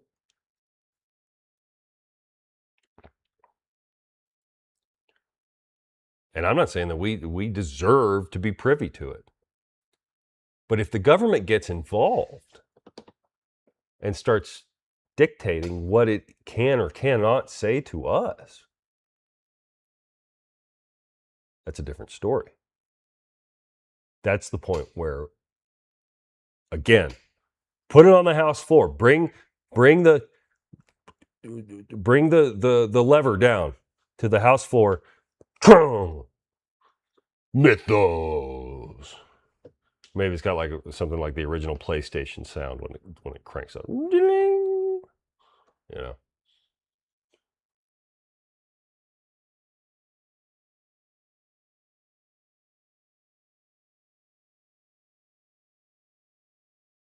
I hope Mythos has like a little chipmunk character, like a little chipmunk avatar that pops up and just tells you things nicely, like really sweet.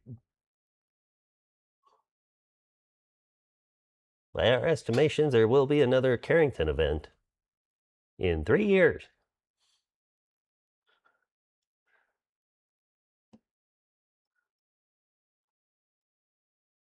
There's going to be public uprising. A lot of people are going to die soon.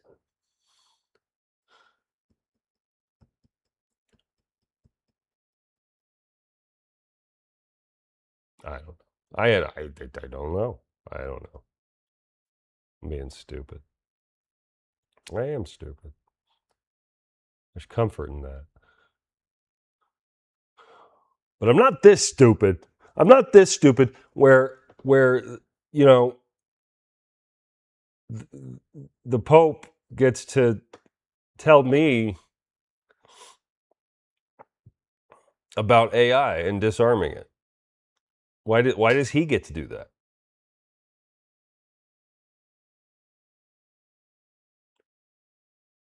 Leo urged the disarming of AI while stating that some autonomous weapon systems are practically beyond any human reach to control. I know he's a math guy.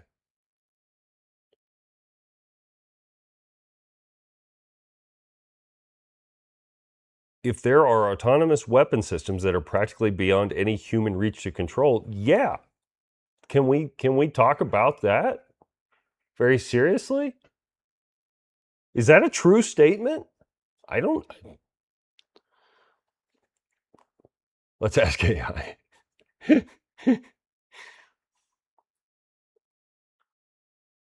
I'm reading right here that Leo urged the disarming of AI while stating that some autonomous weapon systems are practically beyond any human reach to control. I'd like to ask you what he means by that and which systems are beyond any human reach to control. Pope Leo XIV said this in his first encyclical, Magnifica Humanitas. By disarming AI, he means freeing it from the competitive arms race mentality that drives its development, not rejecting the technology itself. He warned that some autonomous weapon systems are practically beyond any human reach to govern them effectively, meaning their speed and complexity make meaningful human oversight impossible. Yeah. Okay. Who's going to do that? Again, go back to this new constitution that I didn't know we needed it. Matthew McConaughey knows we need it. I was not aware that we needed a constitution that all religions could agree upon. But again, like I said, I'm a dummy. Some of this stuff goes over my head. I'll put it that way.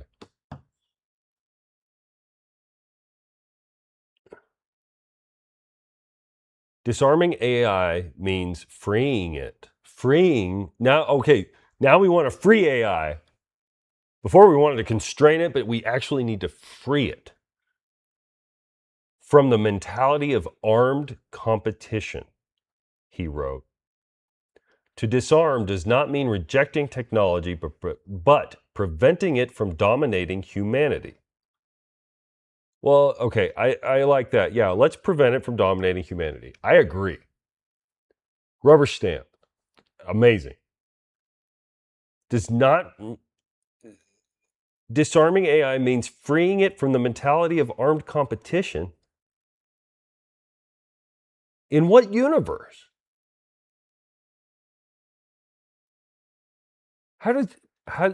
If you're developing AI for weapons, you better be competitive.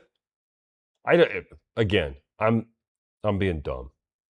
I understand that there's nuances here that I am obviously not smart enough to handle. Just like I don't understand why they can't pull the lever and crank up Mythos and have it just tell us some things. You kind of feel like either do that or please shut up about it.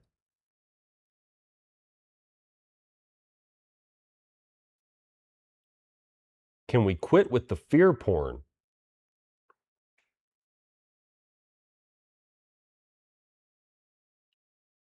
I watched a YouTube.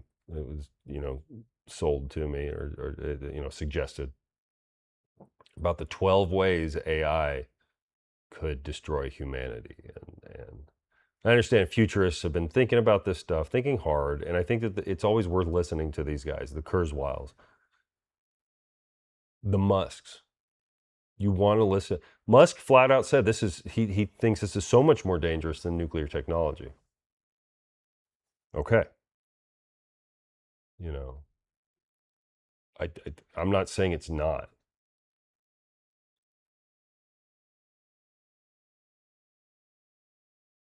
But if that's the case, then where is our leadership in terms of explaining why and why they're not shutting it down?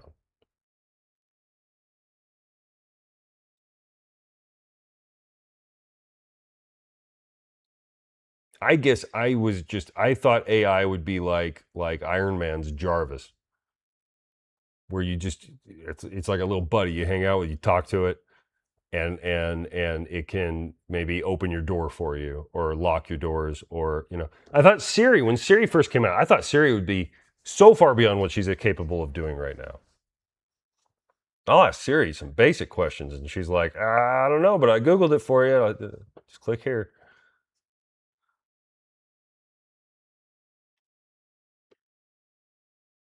So we don't get the actual, helper AI yet. I'm sure it's coming. The AI that's supposed to just destroy all of our jobs,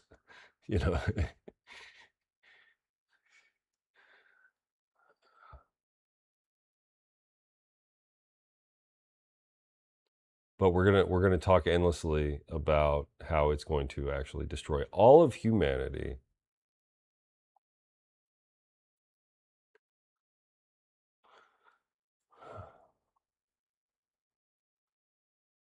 And we're not going to talk about who is allowing this to happen. Where are the veto players? Who are we talking about is going to set up these Skynet? Do they not want to be known?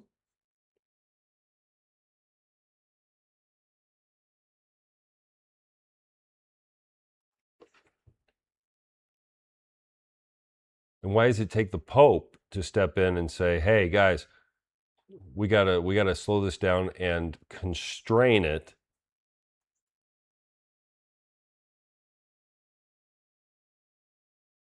Because nuclear winter is bad, okay?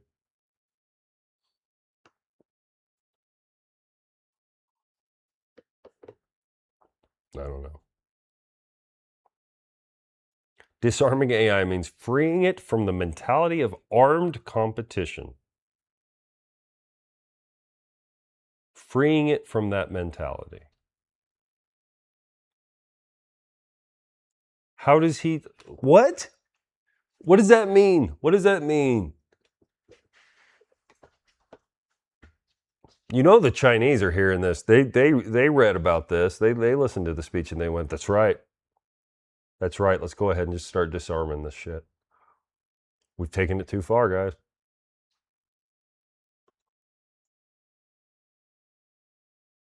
I mean, this is hippy dippy bull. Sounds good. And I don't think that it's a bad thing for the Pope to take a hard stance and say, this is what we think about AI. And most of, I'd say probably 80, 90% of what he says, I'm like, yeah, that's right. That's true. But the devil's in the details. In a passage that appeared to be targeted at Silicon Valley, the Pope warned that power over digital systems, infrastructure, and data does not rest with states, but with major economic and technological actors. Interesting.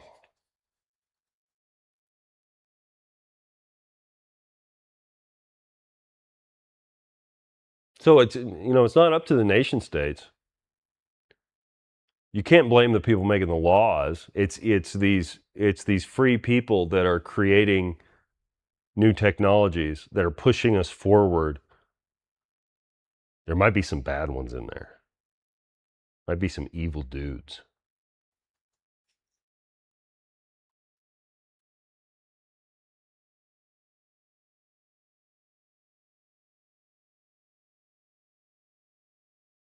It's not up to the nation states. No.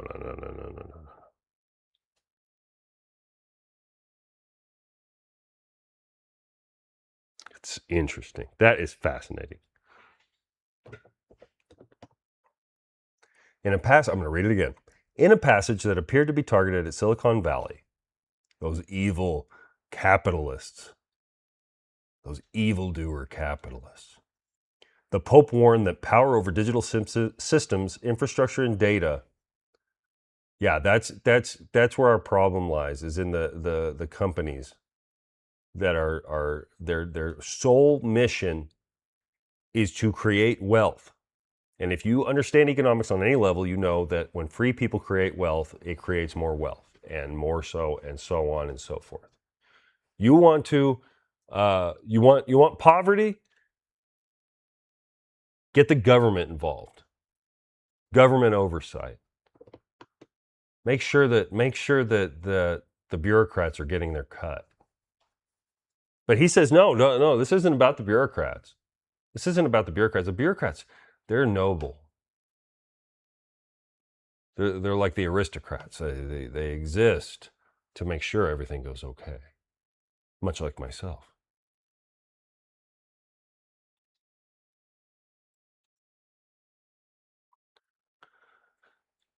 The Pope warned that power over digital systems, infrastructure, and data does not rest with states, but with major economic and technological actors.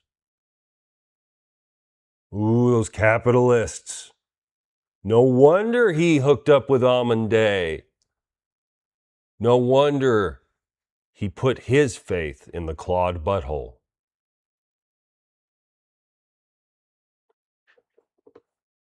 Does not rest with states, but with major economic and technological actors. So it's not the buck does not stop with your politicians, with your bureaucrats. You can't blame China for what they're creating. You can't blame the CCP that runs the entire nation state with an iron fist. No, it's those people that are trying to feed their families.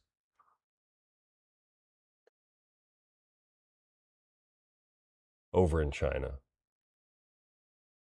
People that deep down in their souls know that they would love nothing more than to not be part of a system that scores their patriotism, their speech, that watches their every move, that knows where they are at all times. You can't blame that kind of a system. You can't blame that party. Just like here in America, are you really gonna blame your local politicians for putting up the flock cameras, or the Axion, or the Motorola Vigilant cameras? You can't blame them. You can't blame the bureaucrats. It's Motorola. It's Flock. They're the bad guys. They made something. Don't you get it? They made the technology.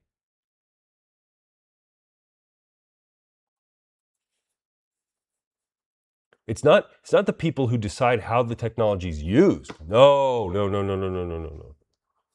You gotta put the onus on people that are working to feed their families. That's where the blame lies.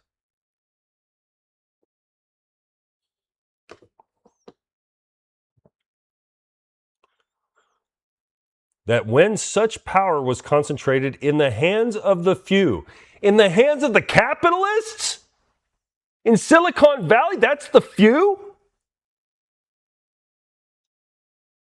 The people who, had they not showed up in California, California would be 10, maybe 100, maybe 1,000 times the shit show that it is right now. You don't think Hollywood has been eating itself alive for the past 50 years? Give me a break. California is what it is because of Silicon Valley.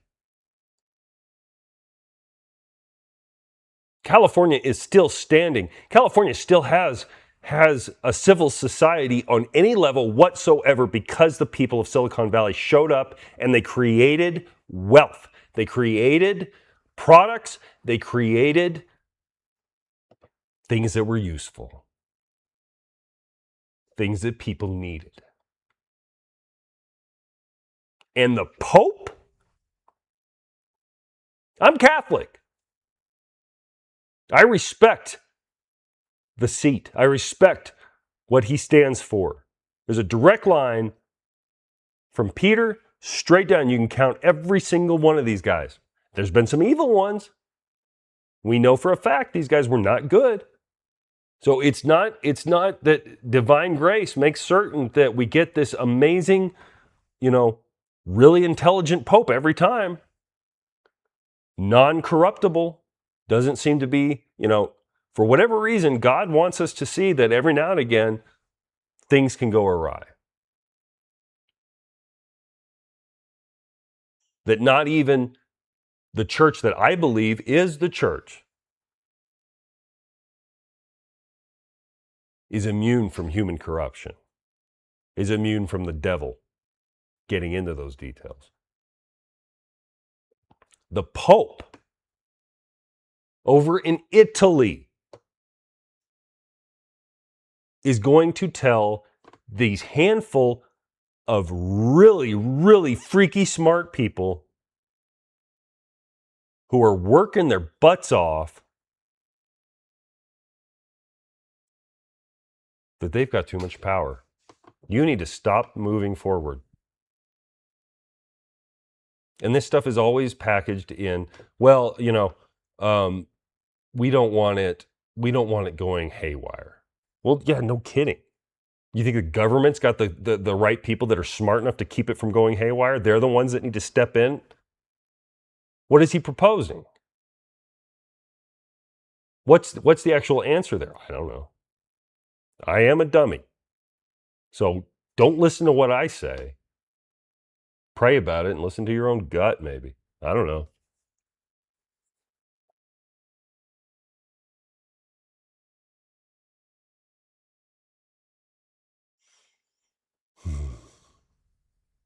Does not rest with the states, but major economic and technological actors, and that when such power was concentrated in the hands of the few, it tended to become opaque and evade public oversight, increasing the risk of distorted forms of development that give rise to new dependencies, exclusions. Oh no, not exclusions, manipulations, and oh no, inequalities.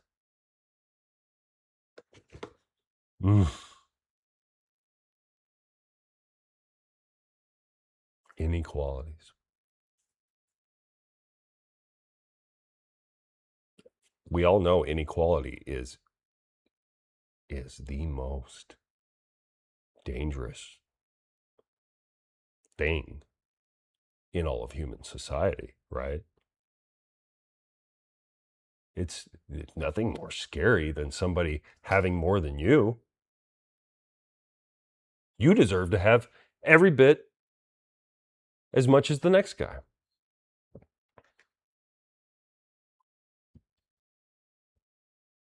What if somebody gets really good at using AI and they make a lot of money with it? Have you thought about that? This technology is dangerous, folks. It's dangerous. People are going to use it and they're going to create wealth, and then they're going to fucking hire people. We can't let that happen.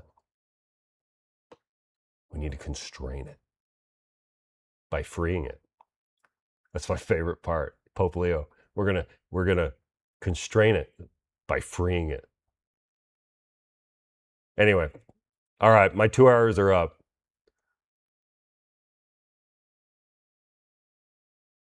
Back to real life. Thank you so much, anybody that watched me. This is my first episode. I call it Data Points. My name's Dave. Thank you for watching. Yeah, I'll be back tomorrow. I can do this. I'll be back tomorrow. We'll rock and roll. Thank you for watching. Have a wonderful day.